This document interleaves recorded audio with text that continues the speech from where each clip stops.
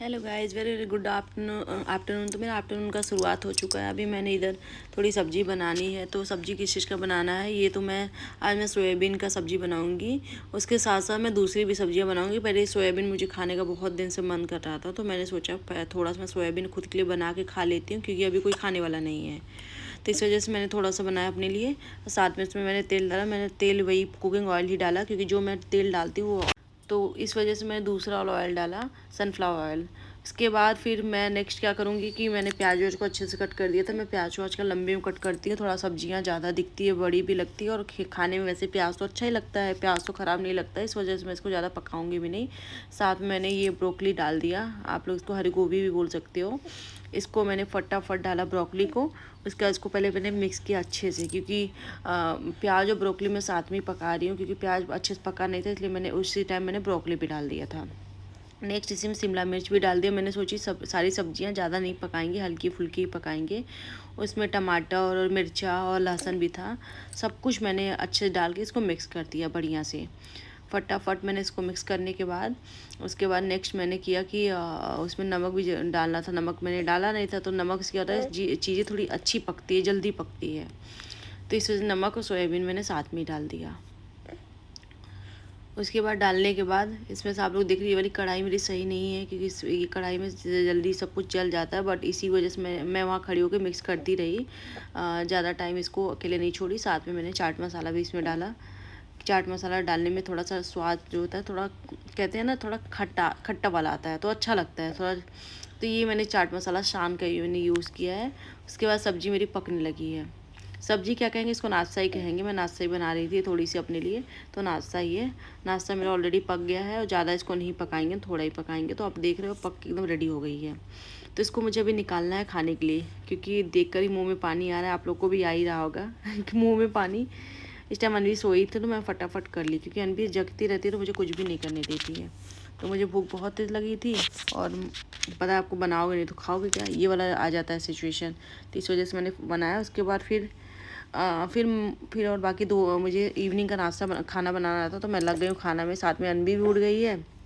तो अब बच्चों को लेकर कैसे खाना बनाए, बड़ा मुश्किल होता है। तो मैंने कुछ कुछ रोटियाँ तोड़ दी, इसमें प्लेट में तोड़ के मैं रख दी कि अनवी मेरी खाती रहेगी तो इसमें फंसी रहेगी। तो मैंने अनवी को ये रोटियाँ कम से कम 10-5 पीस मैंने इसको तोड़ दिया, छोटा छोटा तोड़ के इसको मैंने पकड़ा दिया। और मैं अपना रोटी फटाफट सेकने लगी। मेरा रोटी ऑलमोस्ट पक गया है, बस 2 बचा है।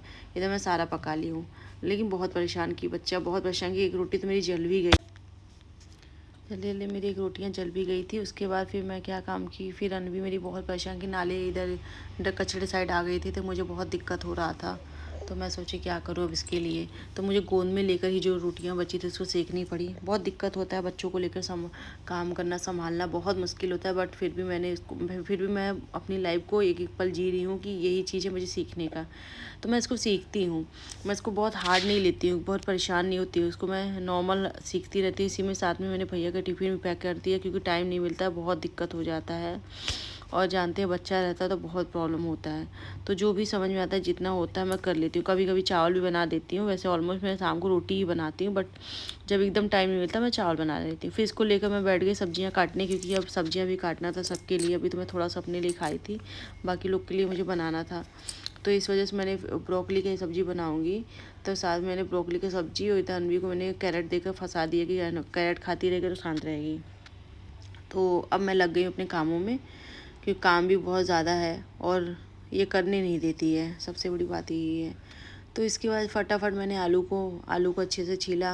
और यहाँ की आलू देख रहे हो आप लोग, कितना लंबा लंबा आलू होता है, बढ़िया आलू होता है, कि ये 1-2 आलू डाल दो तो सब्जी में ज़्यादा हो जाता है। ऐसे आप 10-15 आलू डालो फिर जाके होता है। तो इसी वजह से मैं 2 ही आलू ली थी, और दोनों आलू को मैं फटाफट जल्दी जल्दी मैंने इसको छीला, अच्छे से छील के बस लग गई।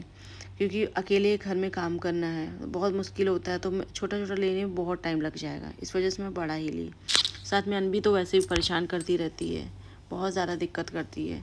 उसके बाद मैं ब्रोकली भी फटाफट काटी, क्योंकि मैं सोची जितना जल्दी कर दूँगी उतना ही जल्दी ठीक रहेगा, क्योंकि इसका भरोसा नहीं होता है, कब चिल्लाने लगती है, कब रोने लगती है, कब परेशान करती है। तो इस वजह से मैं ब्रोकली भी फटाफट जल्दी जल्दी कट करके मैं इसको भी खाली होना चाहती हूँ। और साथ में सारा काम तो मेरा हो गया, ऑलमोस्ट सब कुछ हो गया है। और ये जो ब्रोकली का टहनी आप लोग देख रहे हो ना, इसको मैं निकाल के ये भी मैं अनवी को ही पकड़ा दूँ, क्योंकि अनवी फिर से सारा सामान झपट रही थी, तो मैं सोची इसको भी उसी को पकड़ा देती हूँ। तो उसके बाद सारा काम हो गया। अब मैं इसको लेकर किचन में जा रही हूँ कि थोड़ा सब्जी रख दी थी पकने के लिए, देखें पका है कि नहीं। तो सब्जी मेरी पक गई है, ज़्यादा नहीं बचा, थोड़ा ही बचा है। अनवी को भी मैंने नहला दिया उसी टाइम में, जब मैं सब्जी रखी थी उसी टाइम में अनवी को भी नहला दी थी। नहला के आज अभी भी इसको मैंने रेडी कपड़ा पहनाया, सेम कपड़ा पहना, इसलिए आप कंफ्यूज नहीं होइएगा। इसको मैंने नहलाया है। और देख रहे आप लोग कितना गैस मेरा गंदा हो चुका है, लेकिन इसको बाद में साफ़ सफाई होगा। इधर रोटी मेरी बन चुकी थी, कुछ रोटियां बची थी, तो हुआ था कि बाद में रात के लिए काम आ जाएगा, क्योंकि ये बहुत परेशान करती है। दोबारा तो मुझे कर